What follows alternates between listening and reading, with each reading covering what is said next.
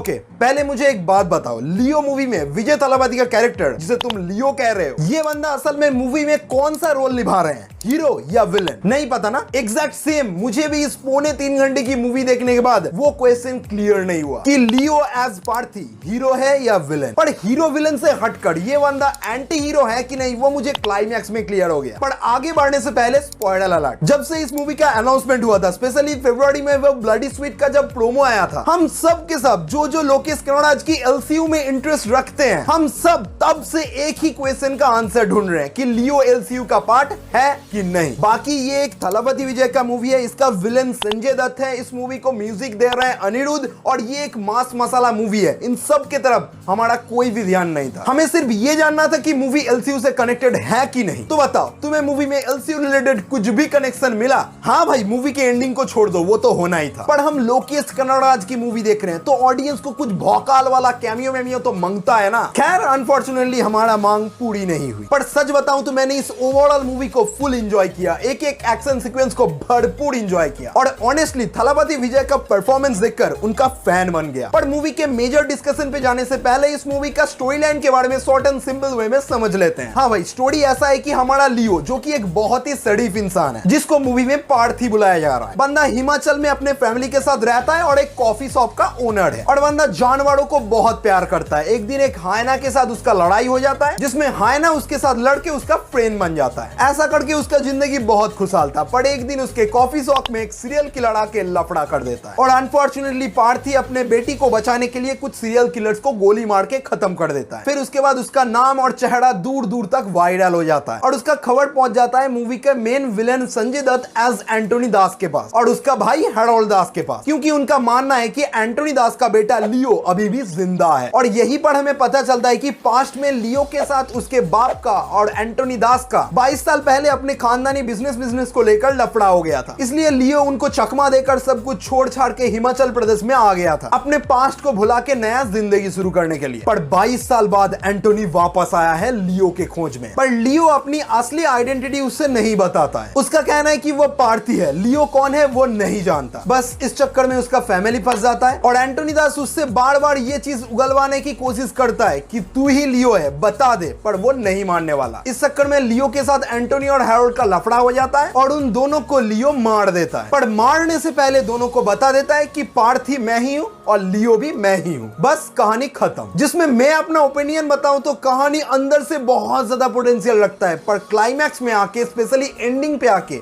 कुछ भी मतलब नहीं बनाता। एंडिंग में ये मूवी ऑडियंस को कुछ भी इंपॉर्टेंट फील नहीं करवाता। हाँ, पार्थी असल में लियो है, यही अंदाजा मूवी के स्टार्टिंग से हम ऑडियंस को दिया जा रहा था। पर मूवी के एंड में बिना किसी ट्विस्ट के पार्थी ही असल में लियो है, ये क्लियर करवा दिया गया। मूवी खत्म, और यही चीज मूवी का कुछ भी मतलब नहीं बनाता। अच्छा तुम खुद ही बताओ, पार्थी असल में लियो नहीं है, ऐसा अंदाजा मूवी हम सब ऑडियंस को एक बार भी करवाता है? सिर्फ बचपन की कुछ फोटोज या चुटकुले कहानी के बारे में हमें बताया जाता है। पर एज ए ऑडियंस के सोच से मैं कहूं तो लियो मूवी का जो ट्विस्ट बहुत नॉर्मल था, कुछ भी खास मतलब नहीं बना था, क्योंकि एक कैरेक्टर के पीछे एक सॉलिड मोटिवेशन होना चाहिए, जो कि पार्थी वाले कैरेक्टर के अंदर था, पर लियो के अंदर कुछ भी ऐसा नहीं है। इस वजह से ऑनेस्टली बताता हूं भाई, मूवी के अंदर विजय थालापति एज पार्थी मुझे ज्यादा पसंद आया लियो से। नहीं, मैं विजय थालापति के परफॉर्मेंस के ऊपर कोई भी डाउट नहीं कर रहा, मैं कैरेक्टर्स की बिल्डअप और उसके मोटिवेशन के बारे में बता रहा हूं। पार्थी अपने परिवार के लिए एंटोनी और हैरोल्ड से फाइट कर रहा है, ये तो समझ में आ रहा है, पर लियो असल में क्या चाहता है ये चीज हमें कुछ भी समझ में नहीं आता। नो डाउट विजय थालापति ने अपना 100% दिया है, बट कहानी के अंदर एक सॉलिड पोटेंशियल रहने के बावजूद उसे वेस्ट कर दिया गया, जिसमें पर्सनली मेरे लिए मूवी का सबसे मेजर फॉल्ट है मूवी का विलेन।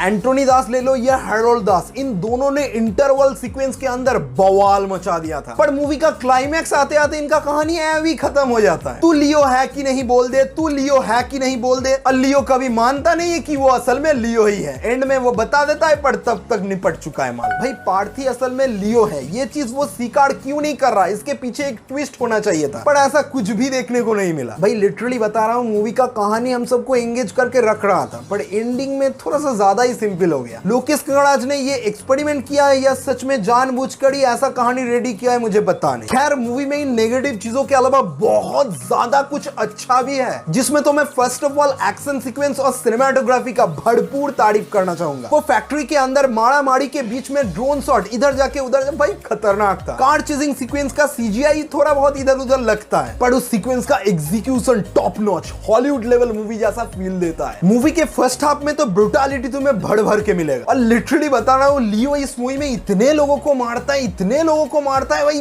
क्या कर रहा है बंदा, भाई काउंट कर करके तुम थक जाओगे। हाँ मैं जॉन विक तो नहीं कहूंगा, पर उससे कम भी नहीं है। जिसमें इस मूवी में विजय थालापति का परफॉर्मेंस भाई साहब आग लगा दिया। उनका ट्रांसफॉर्मेशन बाप लेवल। मैंने थेडी, मर्सल और बिगिल में उनका ट्रांसफॉर्मेशन बहुत बार देखा है, और हर बार की तरह बंदा इस बार भी बिल्कुल भी निराश नहीं किया है। इस मूवी में विजय थालापति का लगभग 3 बार ट्रांसफॉर्मेशन दिखाया गया है, जिसमें मुझे पर्सनली बहुत अच्छा लगा कॉफी शॉप वाला। फिर भाई मूवी का बैकग्राउंड स्कोर भाई साहब सुकून सुकून, लिटरली भाई माहौल सेट कर देता है। एक्शन सीक्वेंस के साथ बैकग्राउंड म्यूजिक का जो कॉम्बिनेशन दिखाया गया है ना, बाप लेवल भाई। अनिरुद्ध भाई साहब बहुत अच्छे म्यूजिक देते हैं, हमें पता था, हमें पता है कि वो बहुत अच्छे म्यूजिक देते हैं, पर इतना ज्यादा अच्छा म्यूजिक देते हैं मुझे पता नहीं। पर मूवी का एक्सपीरियंस मुझे कुछ खास फील नहीं हुआ, क्योंकि सिंगल स्क्रीन भाई समझ रहे हो, वहां पे साउंड क्वालिटी, पिक्चर क्वालिटी झंड है भाई। पता नहीं मूवी के मेकर्स कौन सा सस्ता नशा करके इस मूवी को रिलीज दिया है। भाई हिंदी में तुम रिलीज दे रहे हो तो ठीक है भाई, पर थोड़ा बहुत तो मल्टीप्लेक्स में रिलीज कर देते। पसीना छूट गया मूवी देखते टाइम। खैर कुछ भी हो, ऑडियंस का एक्साइटमेंट पैसा वसूल। मूवी के सभी पात्रों ने अपने अपने जगह पर बहुत अच्छा काम किया है। स्पेशली मैं पुलिस ऑफिसर को तो बहुत अप्रिशिएट करना चाहूंगा। बाकी इस मूवी के एक्सपीरियंस में मुझे कोई भी इशू नहीं लगा, पर ऑनेस्टली सच कड़वा होता है, स्टोरी में दम नहीं था यार। लोकेश कनगराज भाई साहब, हमने ऐसा तो उम्मीद नहीं किया था। हम सब जानते हैं कि आप बहुत अच्छे डायरेक्टर हैं, आप अपने काम में कोई भी कमी नहीं देते हैं, कुछ भी कॉम्प्रोमाइज आप नहीं करते हैं, पर कहानी में थोड़ा सा मेहनत किया जा सकता था। भाई मैं कान पकड़ के कह सकता हूं कि लोकेश कनगराज जो सिनेमैटिक एक्सपीरियंस ऑडियंस को प्रोवाइड करते हैं, शायद ही इस तरीके की एक्सपीरियंस इंडिया की और कोई भी डायरेक्टर दे सकता है। नो डाउट आपने खाना बहुत सही बनाया,